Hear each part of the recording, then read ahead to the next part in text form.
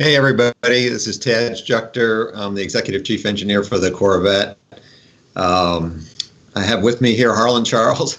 Harlan and I have been doing tandem presentations for, well, as long as Harlan's been on the team, talking about technical stuff and marketing stuff and everything that's going on in the Corvette community. So this is a weird year for us. We've done a lot of these virtually. And it feels really funny because we really look forward to getting out to Corvette events all over the country, getting out to races and all the events. We did Carlisle last weekend, but it was remote as well. So all we've been doing is these remote presentations, but we want to stay connected to the Corvette community. We want to have two-way conversations about what's going on. We were especially excited this year, having introduced the C8, the 8th generation car last year, and we're really looking forward to this summer's activities because we knew that real customers would have the car. So forget all the media hype. What are people who really bought the car with their hard-earned money? What do they think about it? And that's what we were really wanting to hear about and hear it directly face-to-face. We've got friends that come to Corvette events. We see them every year, sometimes at multiple events. So we're really missing that, but we're doing the best we can on staying in touch and participating in these events.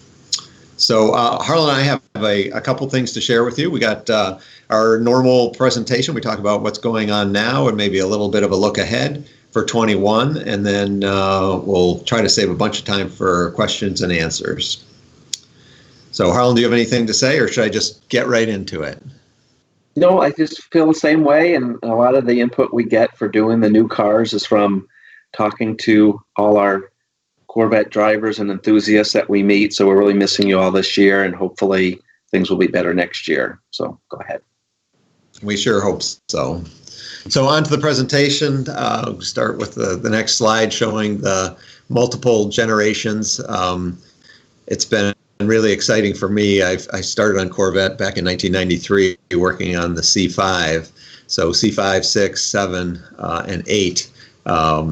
It's been a real joyride all the way through, and all of us on the team were super excited to bring out the C8, introduce it last year. And of course, we've had a lot of headwinds between the UAW strike and then the pandemic. It's like, what could happen next to us? But we have the plant rolling now, and second shift actually on board, and we're producing cars on 2 shifts. So we're desperately pedaling as fast as we can, trying to make as many cars as we can for everybody.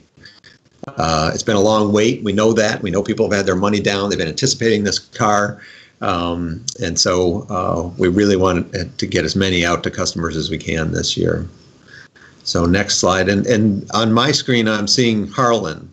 Not that I don't mind looking at Harlan, but I don't see the presentation.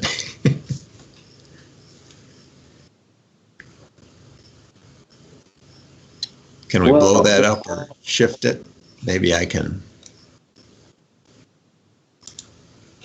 I see this one. In the meantime, I could just go over is the awards award that we got both for the 10 best engines and the 10 best interiors, which is great to have an interior award for Corvette is a big milestone for us, having one of the judged 10 best interiors.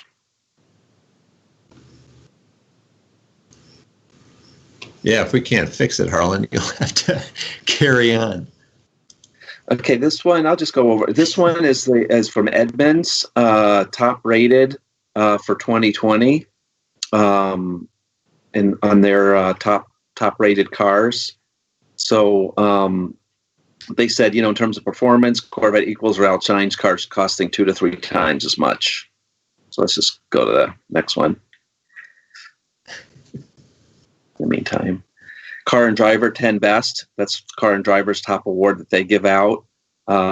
We have been in Corvette 10 Best for quite some time, but seeing the new generation win that as well is very important. And the line that they use that I really like, it says, the C8 shows what this company can brew when it puts its corporate heart into something. Let's go to the next one.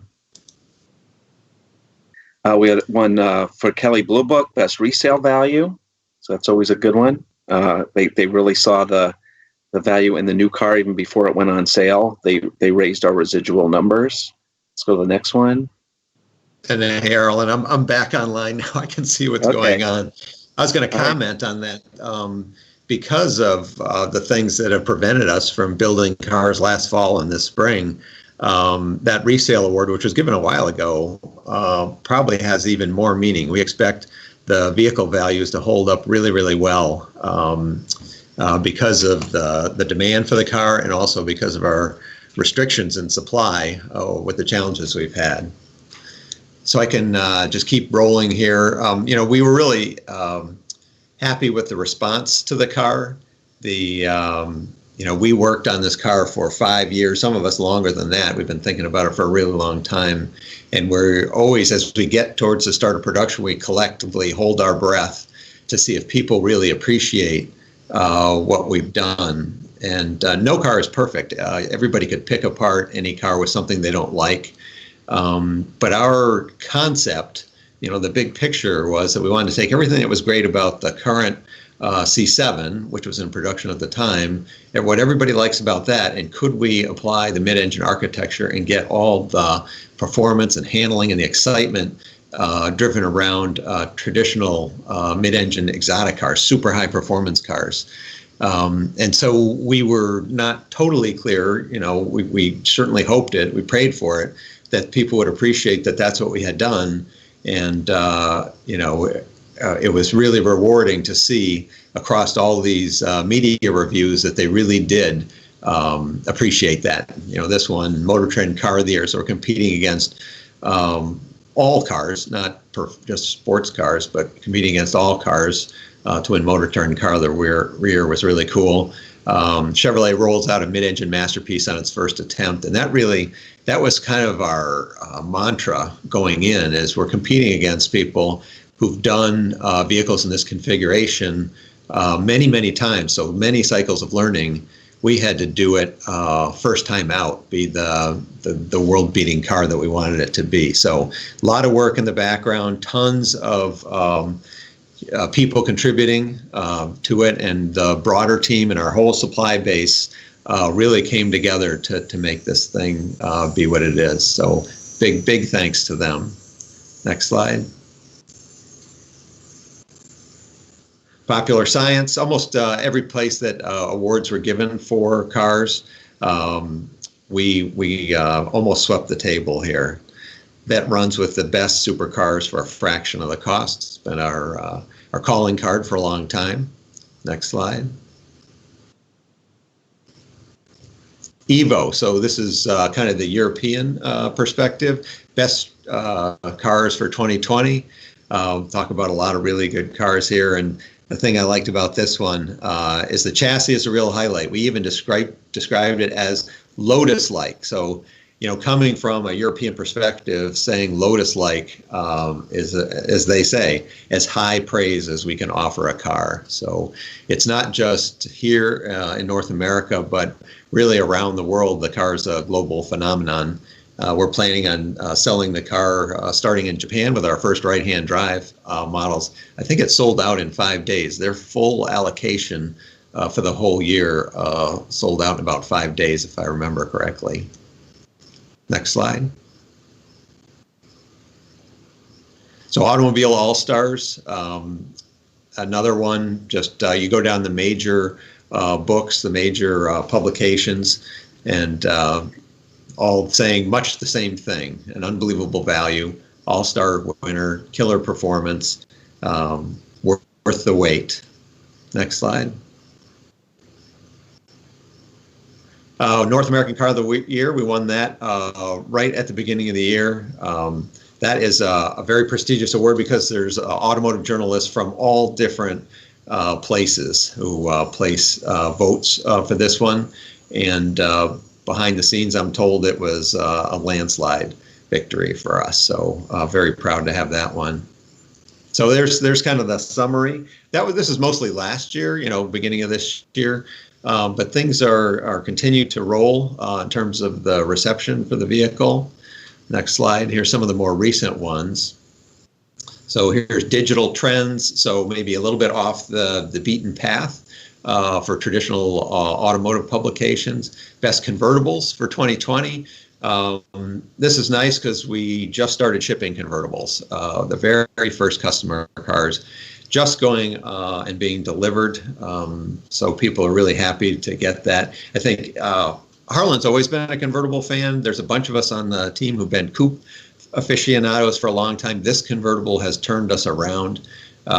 It's like no compromises. It looks just as good as the coupe. It has the same luggage room. You don't have to worry about whether you have luggage in the trunk. You have top-down availability in 16 seconds anytime you want it.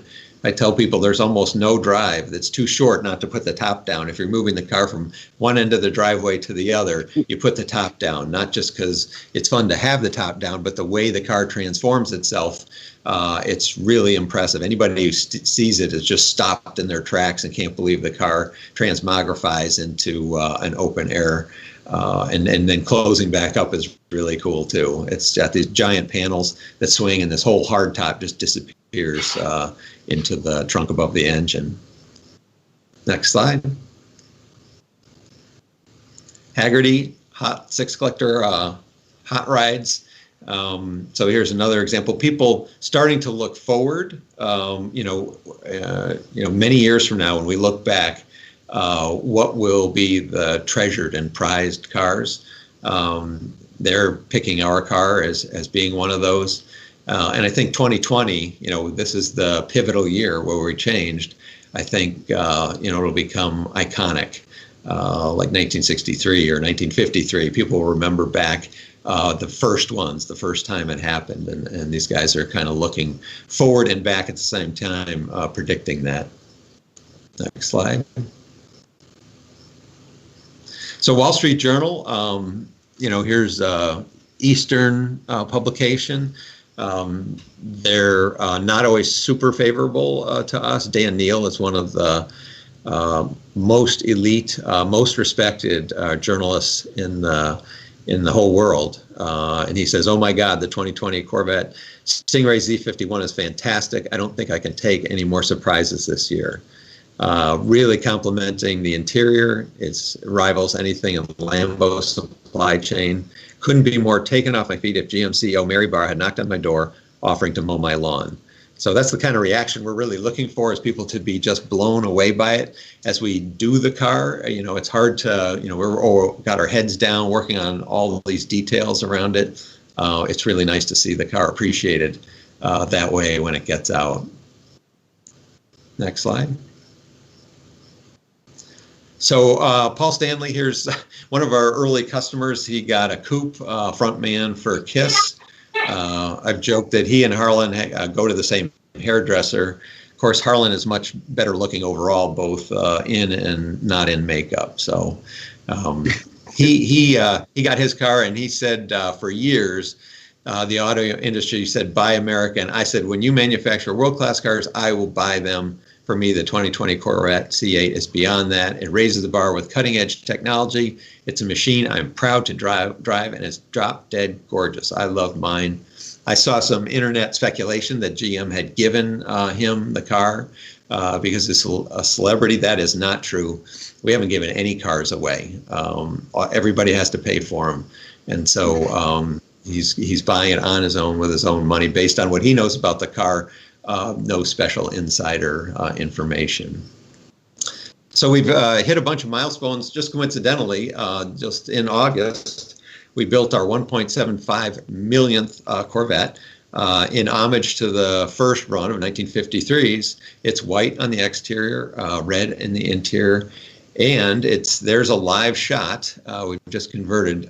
It just came off the line a couple weeks ago, and here it is at the museum and being ready for auction. I'm told ticket sales are brisk, so that would be an amazing car for somebody to own. So there it is. It's cool that we're able to show the picture coming offline and then show live shot of it there. And I can remember actually. The millionth Corvette in 1992, I can remember that was a big deal. That's just before I came to Corvette. And then in 2009, the 1.5 millionth. So I hope to still be here when we hit 2 million cars built. That will be awesome. Next slide. And the museum itself, anybody who's been there knows that the Corvette Museum is a great place, and it's constantly evolving with new displays. It's always something interesting to look at there. USA Today named it a top attraction for automotive fans, for car lovers. So very proud to have that right across the street from the plant. So it's an excellent place to get away and see the hub of Corvette manufacturing and the museum and all our history. Okay, how about sales? You want to talk about that, Harlan? Yeah, this is the first 6 months of the year, and this is what we call the luxury sports car segment. A lot of the cars that compete with us, most of them are European cars, basically all of them are. And still in first place, solidly. And this is even despite, the issues we've had this year with COVID, plant down. So, and as you know, we're just ramping up production even more. We're starting second shift. So this is only going to grow from here. So we expect to be solidly even further in first place as the year goes on. Yeah, we think a year from now, this chart's going to look very impressive in our favor. That's even more impressive. So just looking at some of what's being ordered, what's in the pipeline for the 2020, what people are picking out. The 3LT, the top trim level, is the most popular. The most popular chassis is the Z51 with magnetic ride. Of course, almost everybody's getting the performance exhaust. Front lift is very popular as well. That's a great feature. It lifts the front with memory. The brake caliper colors are doing very well. Also, the GT2 seat is the most popular of the seats. And you can see some of the other things. The engine appearance package that gives you the carbon fiber and the lighting for the coupes is done really well also. And then on the wheels, we see the carbon flash wheel is the most popular. So let's go to the next slide. Everybody's always interested in colors, and we revealed the car first in torch red, and the car looks great in the bright colors. And by far the first place color is torch red, followed by white and black, and the orange and blues are also doing really well. Expect to see the Accelerate Yellow and the Zeus Bronze pick up as they were introduced a little bit later. So let's see more orders there as our newest colors. Interior, you see black is the most popular, but a lot of red, a lot of the natural. And then the seat belts. It was the first time we've opened up all the seatbelt color choices to how they are now. A lot of people, over a third opting for an optional seatbelt color, which is pretty cool. And then it's the next one real quick on accessories. The high wing was really popular to the point where we couldn't keep up with demand. So hopefully we'll get that back soon. And the black accessory wheel also very popular, as well as the engine cover. The red engine cover is also a really good seller. So now that we're into convertible production, let's show this video.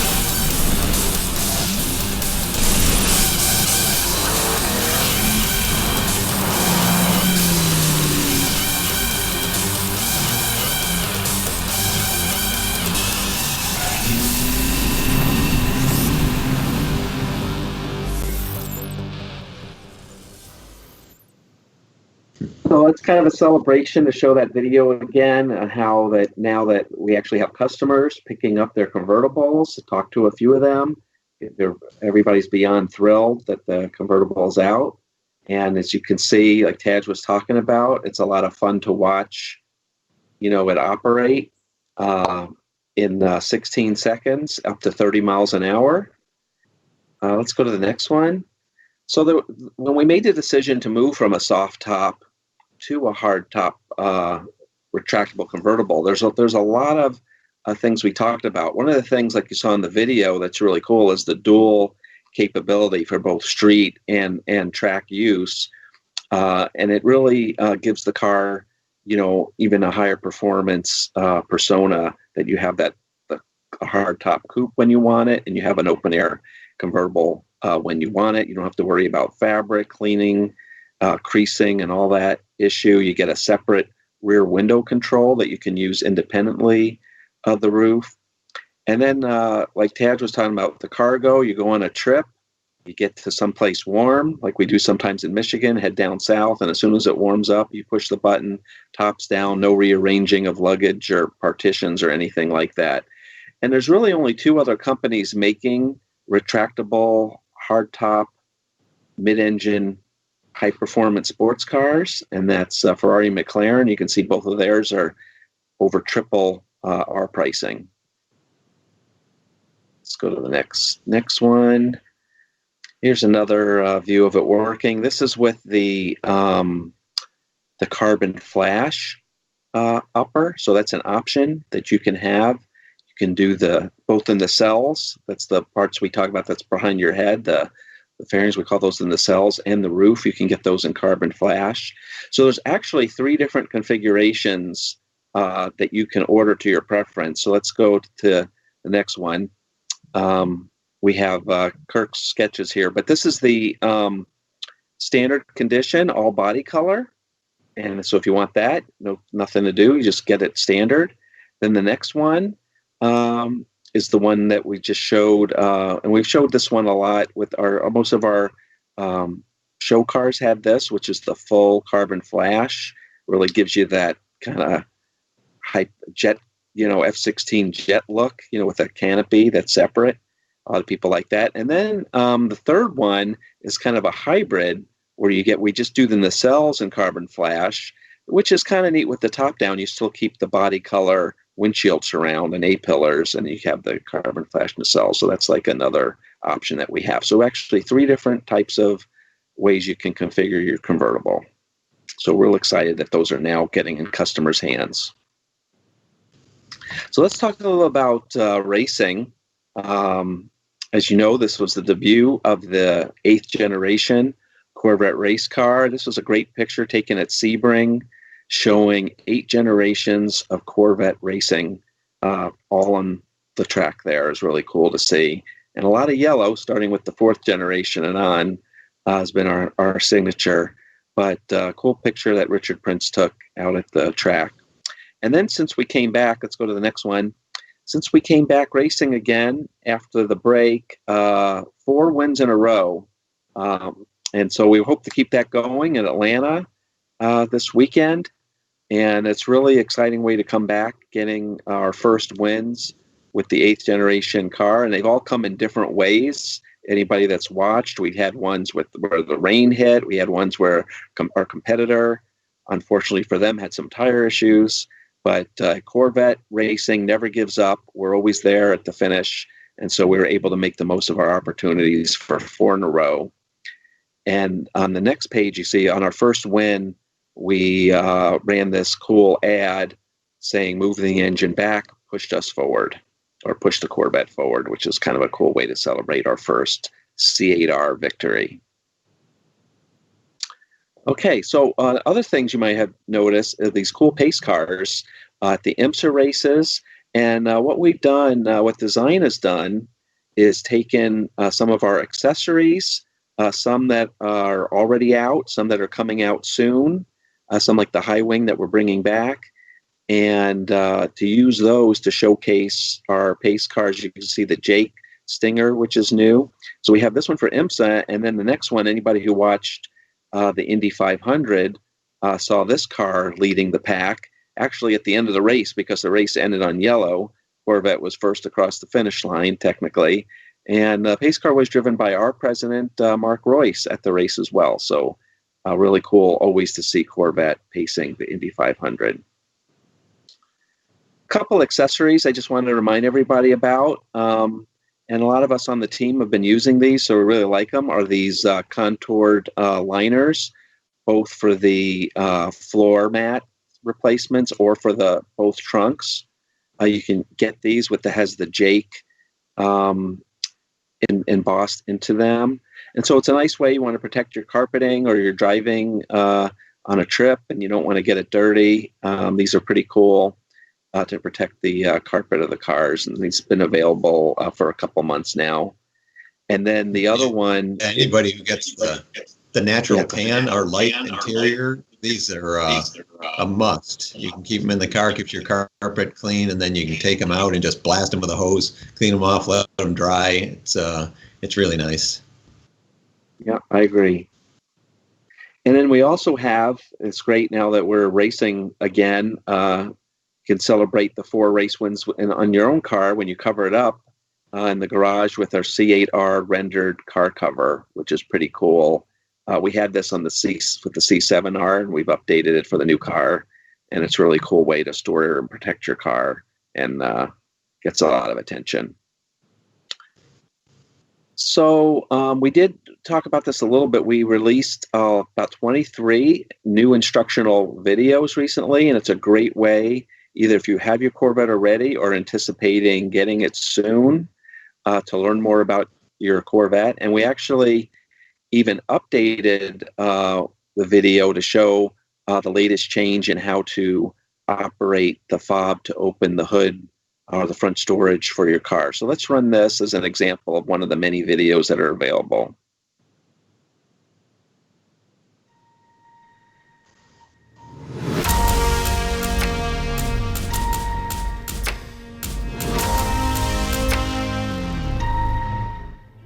Corvette hides access to its storage compartments for the hood, hatch, and door releases, all to retain a sculptural aerodynamic exterior surface. With the key fob within 3 feet of your Corvette, press the touchpad below the driver's side grille opening below the headlamp. The hood release button twice on your key fob and hold for 1 second. Or interior button on the drive side door panel to open the front cargo compartment. This area can fit an airline spec carry-on and a laptop bag for added convenience. Close the hood by pulling it down and setting the striker gently into the latch. Firmly press down on the front edge of the hood until the latch clicks twice. Open the hatch by pressing the touchpad above the license plate, hatch release button twice on your key fob, or interior button on the driver's side door panel. Here, you can store additional luggage, 2 sets of golf clubs, or Corvette's removable roof panel. Pull the hatch down lightly until the power latch feature activates, closing the trunk automatically. Open either door with the key fob on you and tap the touchpad tucked under the air inlet.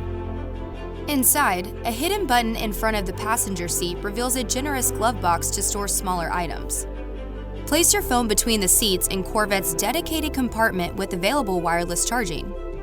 Other storage areas in the center console, door panels, and center armrest make Corvette an ideal grand touring vehicle. For more information, refer to the owner's manual. Yeah, so that's the one on storage. There's a lot of others available, but this one has just been recently updated. So make sure you check those out on our website, or actually on the forums, Corvette Forum, Mid-Engine Corvette Forum. They have some quick links to them also, and there's a lot to learn in all different areas of the car. Thanks, Harlan. We could have very easily just carried over everything from 2020 to 2021, but if you've been coming to Corvette events every summer, you know we always try to have something new for people. Like Harlan said at the beginning, we get lots of feedback from customers and ideas for things that they would like, and so We also know that people like customization. That's why, Harlan went through the roof color choices on the convertible. We knew that some people would like an all black roof and others would like all body color. So everywhere we can, where it's reasonable to do, we make choices available. And so in listening to customers, we try to make sensible choices that don't make life so complicated that we have to charge a fortune for the options, but let people customize the cars so it's unique to them. So in 2021, we're giving you more choices and some new content. Here's a total list. So some functional changes and then some appearance changes. I'll cover the functional stuff and Harlan can go over the appearance stuff. So let's start with the first one, which is near and dear to my heart, the magnetic ride control available without Z51. So next slide. We're filling out our suspension choices. If we can go to the next slide. In 2020, we had a standard chassis that comes with the all-season tires, passive shocks, and then you could get Z51 with summer tires and all the track performance content. And then we offered magnetic selective ride on top of that as kind of the top choice. Historically, we've offered the magnetic selective ride without making it Z51. So we're bringing that back. You get the magic of those shocks, the adjustable shocks on the standard chassis. So if you really want to have that ride mode switch be able to change the vehicle dynamic behavior, how it rides, whether it's kind of floats above the ground or is tied solidly to the ground like a race car, you have that choice now with the standard chassis. Still comes with the summer tires, so really an all-around great package and more affordable if you're not going to take your car on track. So we've had this historically.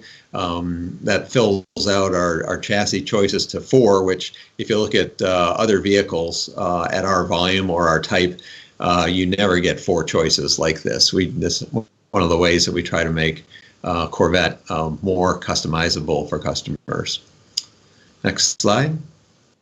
So wireless phone projection. In 2020, you had to hook a wire into your Apple or Android phone to get the connectivity to the car. Obviously, nobody wants to clutter up their Corvette interior, that beautiful interior, with a bunch of wires.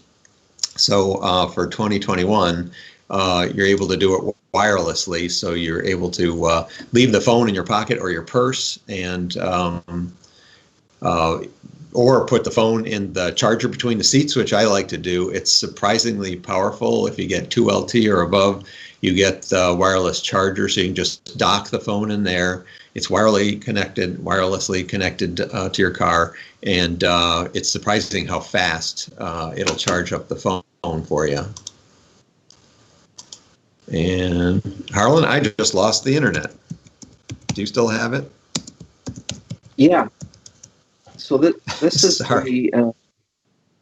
the driver mode selector on-screen visualization. It's like a basically it allows you to do the Z mode, or actually as you go into any mode, it's like a graphic equalizer display that visually shows you. A lot of people always ask, well, what's really changing when I go from tour to sport to track? And this will visually show it to you, as well as you can use the touch screen to set up the Z mode or the Y mode and make it whatever combination you want. And another new thing for 2021 is we've added, if you have PTM, so Z51 with magnetic ride control, if you have that feature, you can actually set that in your Z mode configuration. So you could have that set if you go into your favorite track or wanted to do a specific setting. And then on the bottom, it's showing the different, depending on what cluster display you have, where it will display what the PTM setting is for your Z mode. Okay. The next one is the a new setting that we have available for the tachometer. So this is an alternate setting on the track display. And it shows a numerical tach. A lot of people like to see the actual number of the RPMs. We had the linear one that goes from left to right. That is still available. And this one adds the numbers plus shift lights on either side if you want to get that detail tech information on the track to see exactly where you are. So let's go to the next one. So this is a new interior for 2021. It's the strike yellow, sky cool gray, and this is an additional interior option available with 3LT, the leather wrapped package. And the neat thing about it, it's really like a custom choice, very exotic. You have it's combining the sky cool gray, light gray color with these bright yellow accents. So it really gives a different look. And then specific exterior colors, either like the yellow or one of the more neutral colors, silver, white, or gray. It could really be very striking. And you can also get this one, as shown in the next slide, with the competition seats as well. And you can see we've also changed the competition seats to have the bright yellow accents on them as well.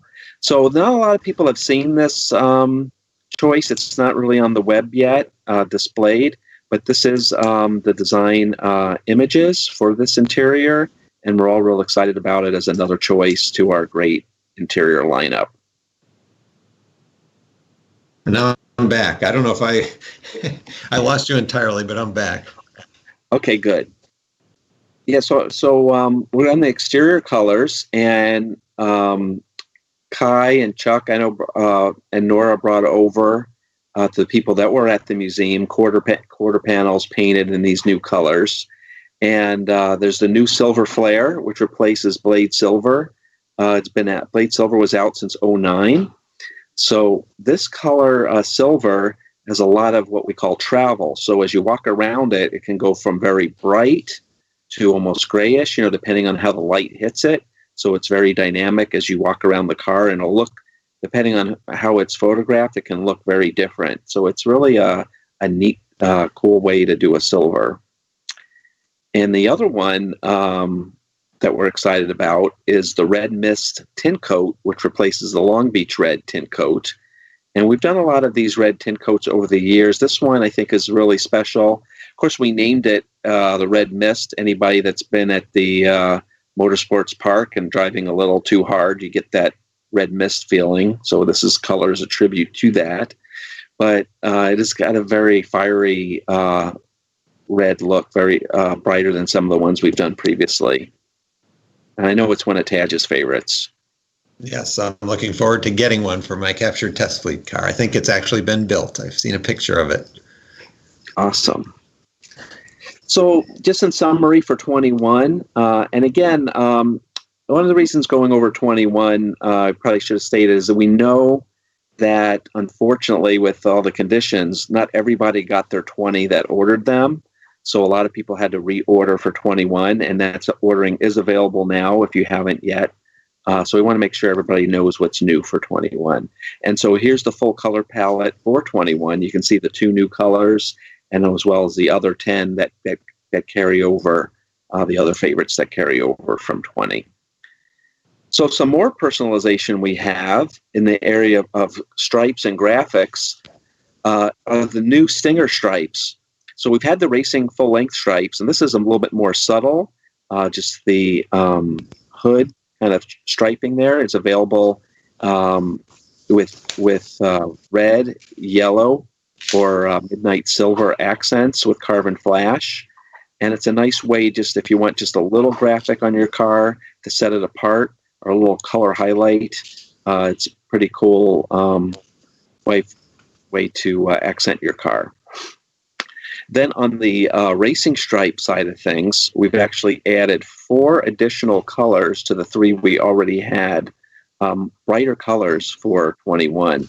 So we have a red, a blue, an orange, and yellow full racing stripe options.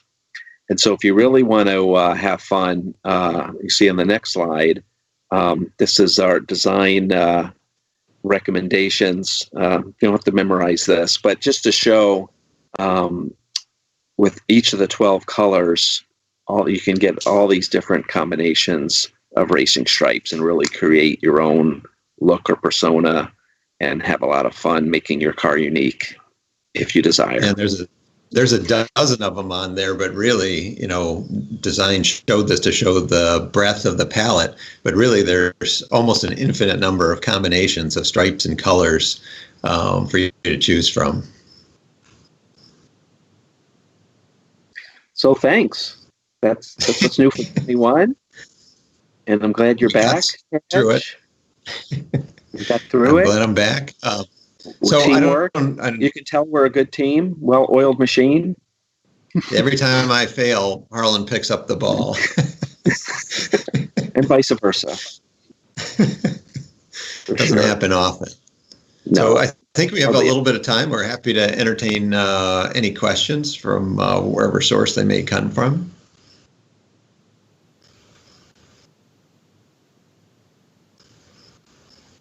Unless we're just talking to ourselves and nobody's listening.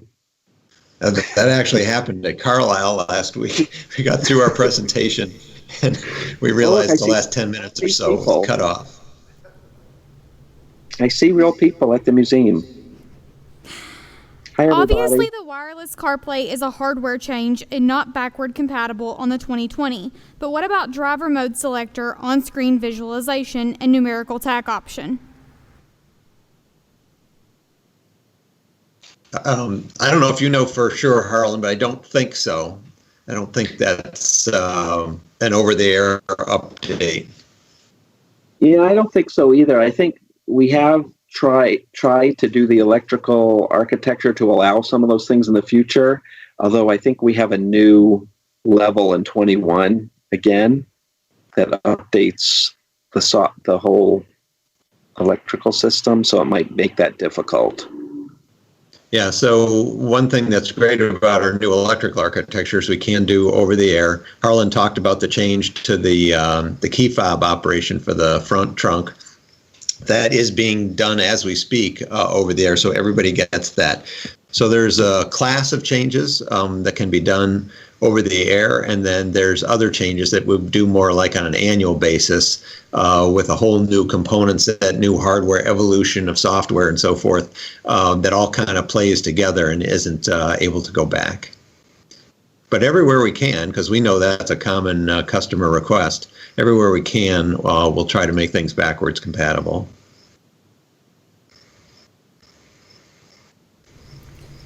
Any possibility of the black Trident spoke wheels being available as factory option instead of an accessory option?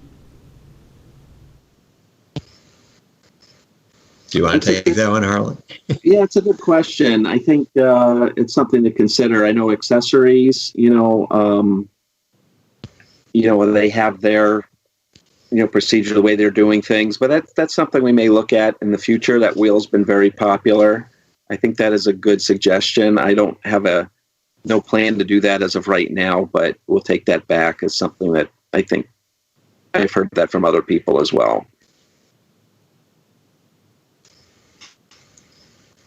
That wheel is doing really usually typically when we get a request like that, when Harlan and I are standing in front of the audience, we ask people to raise their hands. How many people would like that? Now, since we're not there, all we see is the back of about 4 heads. We probably won't get a good poll, but if you guys want to raise your hands, how many people would like that? Maybe we could get a count from somebody in the room. Oh, we got one at the podium. He's cheering everybody on. I see 3. Trying to stack the deck, I think. No, not that many. Okay, not that many. Not that many, so maybe not.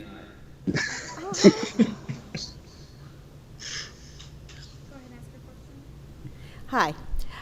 I was wondering, when will we be able to see a full car up close and personal type in the 2 new colors? Well, very soon.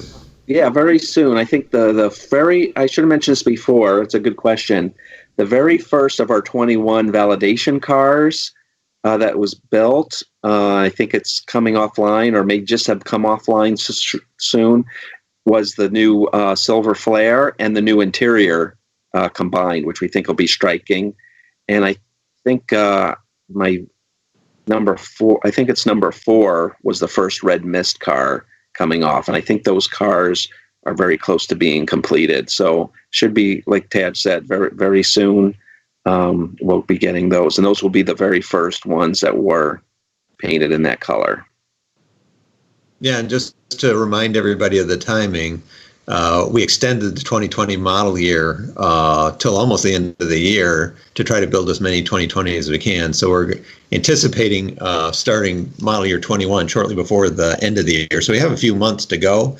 This is the cadence that we usually do. So we'll be building pre-production cars for us to drive in our captured test fleet, and then other vehicles to use for different purposes ahead of the actual first customer car. So it gives us a few months to check everything out, do some work with those vehicles, and get ready for the start of production at the end of the year. That segues right into my question. So with the strike and the COVID, it radically affected the 2020 year and somewhat on the 21 year. Do you see it going forward to the 2022 model year, or do you think we'll be back to normal by then? Well, I don't know what normal looks like, but in terms of manufacturing production, we've got our feet under us. We brought, after the shutdown, we brought in first shift. We got our feet under us, got running. Actually, we're working overtime, got confident that we had a stable process. Then we started onboarding second shift, and so they're all on board now. We have the full complement of people that we need to run the second shift. And so we're starting to stretch the whole supply community to see how many cars we can build. And so we're going to push that. And I expect by next year, we'll be up on a plane and running at max capacity for model year 22. Now, God knows I didn't see this pandemic coming, and who knows what's going to happen next year. But barring something totally unforeseen like that, we expect to get to a normalization of our manufacturing process and our ability to get cars to customers next year for sure. And as great as Zora Arkastantov was, he never had to deal with the issues that Tadge had to deal with. So I think we all owe Tadge a gratitude keeping us going. And Harlan as well, and the rest of the team, to be honest. It took, launching any car is super complicated. Launching a car that's a blank sheet of paper car like you've never done before, like a mid-engine car makes it extra hard. Doing that in the face of work stoppages and global pandemics has made it an unbelievably complicated job for us here who do the car and everybody who supports it all around General Motors and all our suppliers. Everybody's had to pull together really to get everything back, because you can't build a car with all but one part. You have to have every single part to build the car. And so everybody has to come to the party. And so that's been an enormous challenge, with many thousands of people participating to get back to work as soon as possible after the closures, and do it in a quality way and a safe way. General Motors prizes the safety of its employees above all else, and as well as the safety of our suppliers as well. So understanding the right protocols to make sure that employees can do their work, can do it safely, can do it well, has taken a bit of time to get in place, but I think it's in place now. Hello, Harlan and Tadge. Thanks for being here today. I really appreciate it. Yesterday, I had the great experience of the C8 experience out at the NCM track. It was 3 20-minute sessions. Ran the cars extremely hard. They were all Z51 model cars, but what I did notice was it had the all-season tires on these cars, and I was absolutely impressed with that performance of that tire. Now, being from Michigan, we're just wondering, are you guys considering maybe making the all-season tire, an option for the Z51 car? You guys look great. I would be really surprised. That amazes me if they had cars running on the track with the all-season tire. But we have said from the beginning, it's not your typical all-season tire. It's a new state-of-the-art performance tire that happens to be all-season also. And we actually did that quite mindfully, knowing that there's a lot of people who live in places where they want to drive the car for at least 3 seasons, or maybe it gets cold. And we've pushed, and actually there's been it's kind of like horsepower wars. There's tire wars with everybody coming out with more and more exotic compounded tires, more race oriented, which is great if you're going to track the car. The performance envelope of the cars have gone up dramatically, even over just the last few years. But it was getting a little crazy. And so we wanted to make sure that we could do a really well-rounded car and take advantage of the fact that this architecture has fundamental advantages. Having 60% of the weight over the rear wheels makes it, just from everything else equal, it makes it have more traction. So it's better in the wet, it's better in the snow. And so it also lets us lean on the tires a little bit less. So we thought this was a great combination. This high performance all season tire with this architecture gives almost everybody everything they want in the dry in terms of performance, but then that extra measure of safety in the rain or the snow. It's surprisingly good. And if they're putting it on the track, they're not supposed to. The tires weren't really developed for track use. They'll get accelerated wear and so forth. So we designed the suspension options, which I went through earlier. It all ties together, all the spring rates and the shocks and the bars, the bushings in the suspension, all of that is tied to the most important part of the suspension, that's the tire. That's where everything starts. And so mixing and matching sub-optimizes the whole chassis in a way that you don't see us. Some of our competitors do it where you can just check a box, get the same suspension with a different tire. We generally don't do that. Everything from our all-season and historically our summer tires, and then our extreme performance, kind of cup tires that are practically racing slicks, we tend to put those against a specifically tuned suspension, so everything is optimized. That's a pretty long answer to what should have been a yes or no question. Well, hi, Tadge. Hi, Harlan. It's good to meet you. I'm a new Corvette owner, and I recently had to get new tires. Great tires, by the way. And I ran into a problem where finding a dealer or anyone that could do the rear caster setting. Do you have any advice for me to have to get that done? Am I making sense? Yeah, are you going to track your car? Is that why you're asking that? No, well, maybe I need some education. My understanding is you changed the alignment somewhere. The rear caster could change, and you want it within a certain spec, at least for safety reasons. But no, I'm not Speed Racer. Okay, well, changing tires should not change your suspension alignment, but if you're concerned about having it perfect, then you need to go to a qualified Corvette certified dealer. Harlan can talk about where you would find that, but some dealers do very few Corvettes per year, and others do a lot, and the ones that do a lot of business tend to have the most technical and repair expertise because they've seen a lot of cars come through, and that would be the dealer that you'd want to go to for that kind of operation. Yeah, I don't want to argue, but just to help others, I live in Louisville, Kentucky, and we have one of the top Corvette dealers in Louisville, and they didn't even know what I was talking about. I had to show them an article that the setting can be set. So there is a problem out there with the dealer network that's not really aware of the setting. Just letting you aware. Okay, what was the name of the dealer again? Bachman Chevrolet. Give us the name of the dealer. Bachman. Oh, Bachman. They're okay, supposedly the number one Corvette dealer in Kentucky. Then I tried Coyle Chevrolet. They didn't really understand what I was asking for either. Okay. Well, I'll tell you what, we'll go back and specifically around that dealer and maybe more generally, because everybody's learning, including the dealer community, about this car. And there's a lot to learn because it's all new. So many service operations are different than they were on prior generations of car. So we'll ask our service community to go back and reinforce any dealer training that might be needed to make sure people know what they're being asked when people like you come in. So you're obviously a very knowledgeable customer, and Please bear with us as we train the whole dealer community to take care of every question customers may have.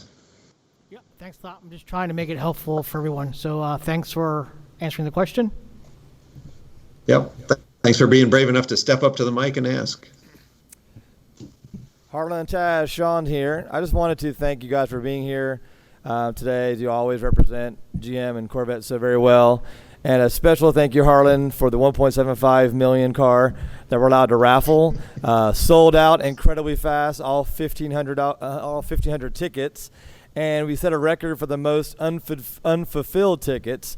We had more tickets than we could fill for this order, so that was a great car and a great move. Thank you guys both for being here. Appreciate it. Our pleasure. Well, thanks, Sean, for what you're doing with the museum. When will the 2021 configurator be available for customers to use? Yeah, that's a good question. I wish it was available now. One of the things that we have that's unique with Corvette versus the other Chevrolets, and I've been trying to get this moved up so we get it sooner, because we have our customers have by far the Corvette is the most customer ordered car. A lot of the other cars and trucks, dealer orders them, then people come and they pick out the selection. Corvette customers, as all of you know, you want to pick out your own car. So we're trying to move that up. Right now, it's still about a month away, unfortunately. We're going to try to see. We kind of spoiled everybody when we did the reveal. We had that visualizer tool up the day of. So we did a special effort for that. And I think we have to continue to do that every year going forward. Of course, this has been a strange year, obviously, but sorry for the delay of that, but we're going to try to do better to get that up sooner.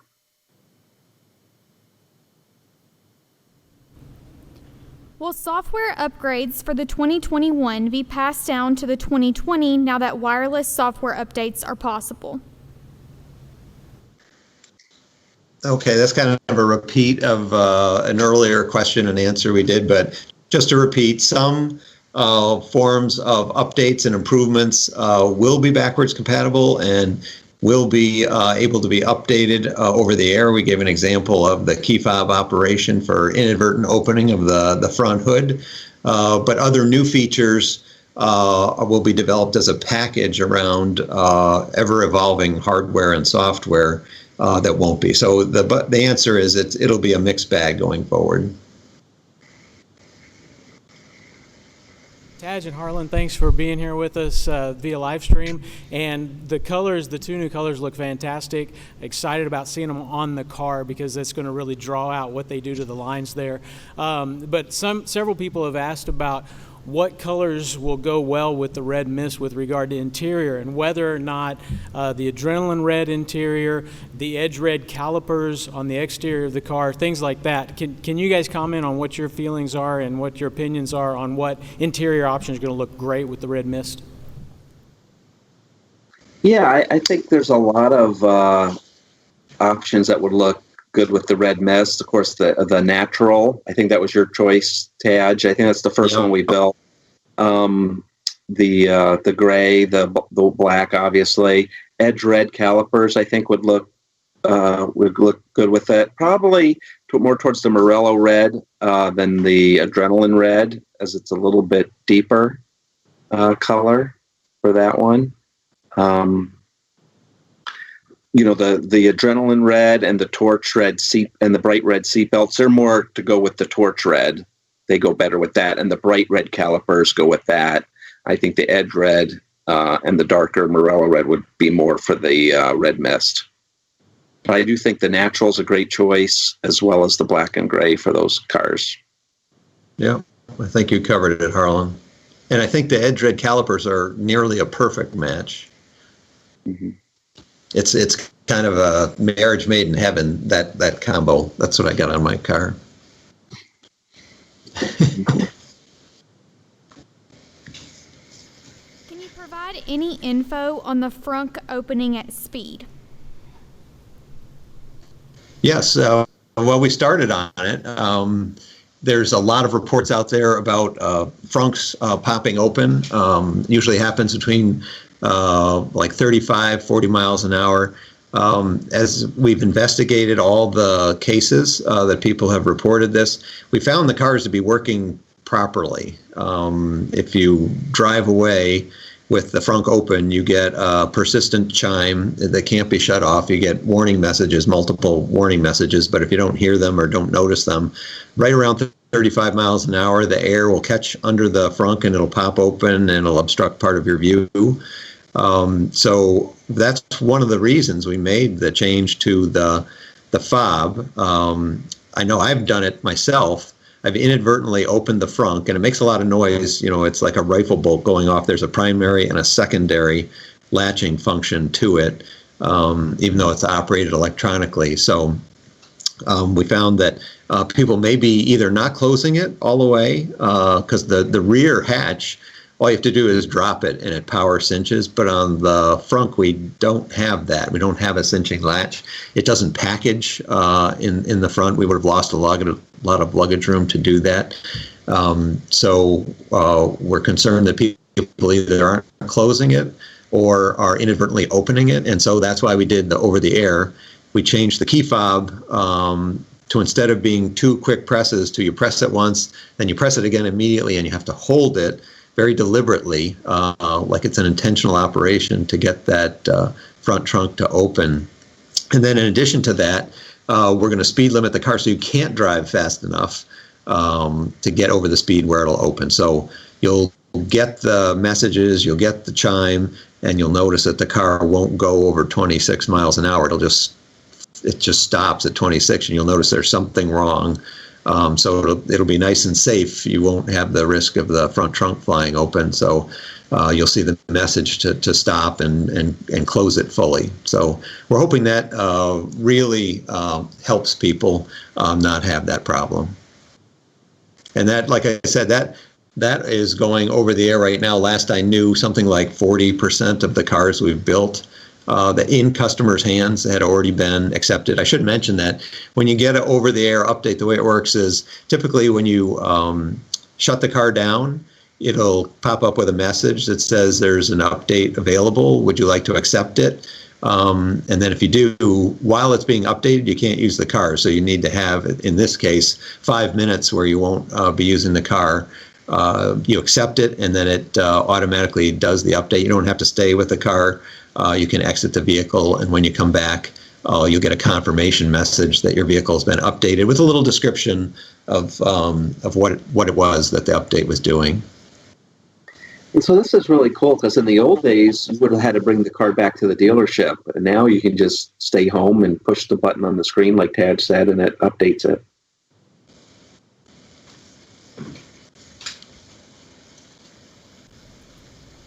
When is it expected that the first dealer allocations for 2021 will be available to them for Chevrolet to start accepting orders?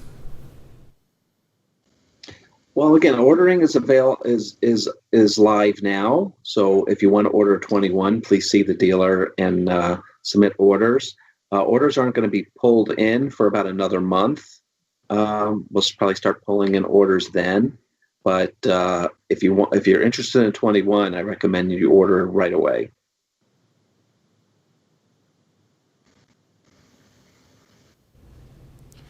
How do we know if we will get the 2021 we ordered, or we need to reorder for a 2021? At 20. I think they meant, how do they know they're going to get the 2020? Yeah, so you should. We sent out quite a while ago. I think maybe about 2 months ago, almost, if I'm remembering right. But anyway, we sent out to all the dealers. First, check with your dealer. They know which orders are going to go through and which ones will not. We did send out the ones that, unfortunately, even though we're extending the year, there were a good amount of orders that we were not going to be able to fill for 20.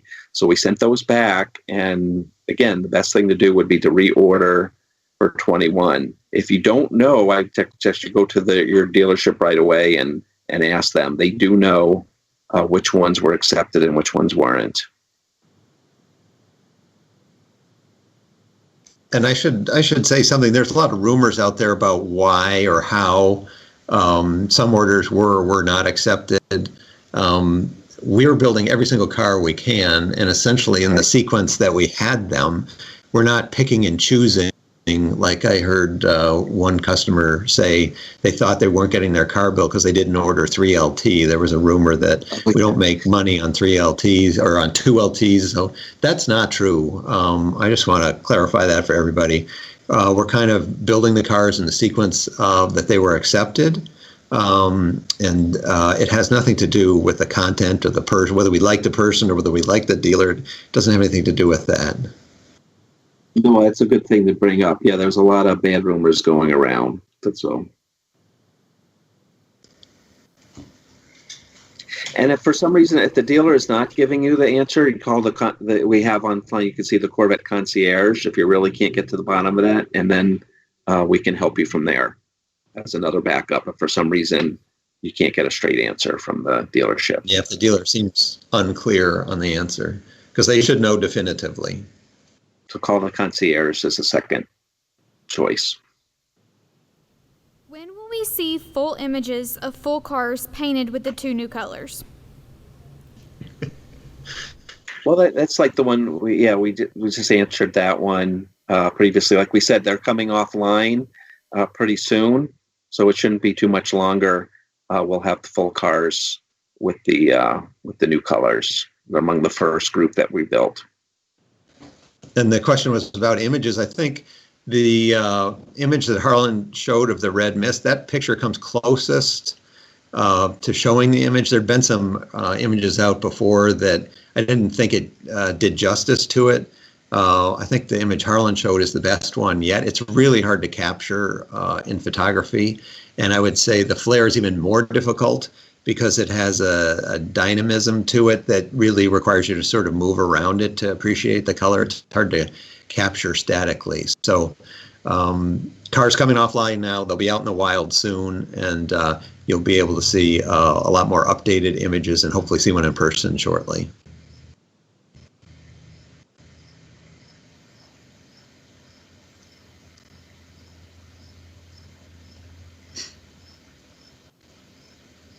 Is that it? It's hard to know when we're done. Oh, here comes another one. No Oh, more here she comes again. questions. Oh, no more?